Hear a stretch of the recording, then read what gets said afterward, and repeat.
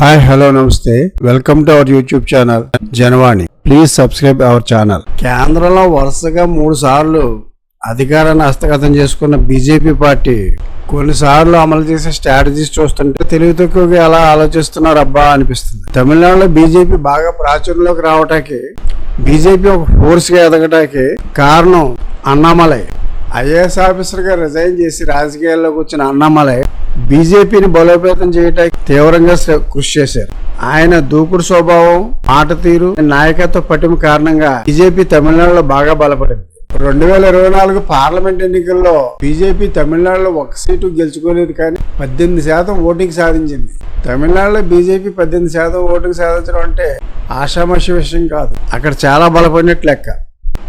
తమిళ ప్రజలు ద్రవిడవాద పార్టీలకి తప్ప జాతీయ పార్టీలకి మొగ్గు చూపరు. అలాంటిది తమిళనాడులో 18% ఓటింగ్ సాధించడం అంటే చిన్న విషయం కాదు. కానీ మరి బీజేపీ కేంద్ర నాయకత్వం దీన్ని ఎందుకు గుర్తించలేకపోయిందో తెలియదు. కానీ 2024 ఎలక్షన్స్ తర్వాత అన్నామలైని బీజేపీ అధ్యక్ష బాధ్యతల నుంచి తప్పించి అన్నాడీఎంకే నుంచి బీజేపీలో చేరిన నాయకుడు నైనార్ నాగేంద్రన్కి రాష్ట్ర బీజేపీ అధ్యక్ష బాధ్యతలు అప్పచెప్పి, ఇలాంటి తప్పిదమే బీజేపీ గతంలో తెలంగాణలో కూడా చేసింది. తమిళనాడులో బీజేపీ బలపడటానికి అన్నామలై ఎలా అయితే కారణమో, తెలంగాణలో బీజేపీ బలపడటానికి బండి సంజయ్ కారణం అన్నది ఎవరైనా ఒప్పుకుంటారు. బీజేపీ ప్రత్యర్థులు కూడా ఒప్పుకుంటారు. అలాంటి బండి సంజయ్ని కూడా బీజేపీ అధ్యక్ష బాధ్యతల నుంచి 2023 అసెంబ్లీ ఎన్నికలకి ముందు తప్పించేసింది బీజేపీ అధిష్టానం. బండి సంజయ్ స్థానంలో కిషన్ రెడ్డిని అధ్యక్షుడిగా చేసింది. బండి సంజయ్ లాగా కిషన్ రెడ్డిది దూకుడు స్వభావం కాదు, ఆయన సౌమ్యుడు. బండి సంజయ్ డాషింగ్ నేచరు, కేసీఆర్ ని ఆయన విమర్శించే తీరు, ధైర్యంగా దూసుకెళ్లిపోయే స్వభావం వల్లే తెలంగాణలో బీజేపీ బలపడింది. ఆ విషయం సాధారణ ప్రధానికం కూడా గుర్తిస్తుంటే మరి బీజేపీ అధిష్టానం ఎందుకు గుర్తించలేకపోయిందో కానీ, సరిగ్గా ఎన్నికలకు ముందు బీజేపీ బండి సంజయ్ని తప్పి బ్లండర్ మిస్టేక్ చేసింది. ఆ ఫలితం కూడా 2023 ఎన్నికల్లో బీజేపీ అనుభవించింది.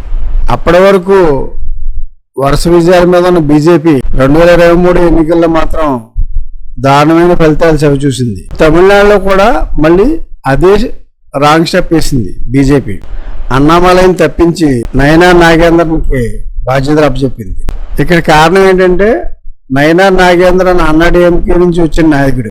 అన్నాడీఎంకేతో అలయన్స్ కావాలి. అన్నాడీఎంకేతో అలయన్స్ కావడం కోసం అన్నామలై అయితే అన్నాడీఎంకే ఒప్పుకోదన్న ఉద్దేశంతో తన పార్టీ ఎదుగుదలకు కారణమైన అన్నామలైని తప్పించి నాగేంద్రకి బాధ్యతలు అప్పచెప్పారు.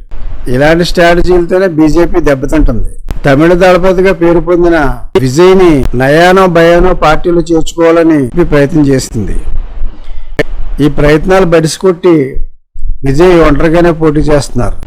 కానీ విజయ్ని ఈ రకంగా ఒత్తిడికి గురి చేసి తమ కూటమిలోకి చేర్చుకోవాలన్న బీజేపీ ప్రయత్నాలు ఆ పార్టీ పట్ల ప్రజల్లో వ్యతిరేకతను పెంచే అవకాశం ఉంది. ఇలాంటి స్ట్రాటజీల వల్ల బీజేపీ జనాదరణ కోల్పోతుందని చెప్పక తప్పదు.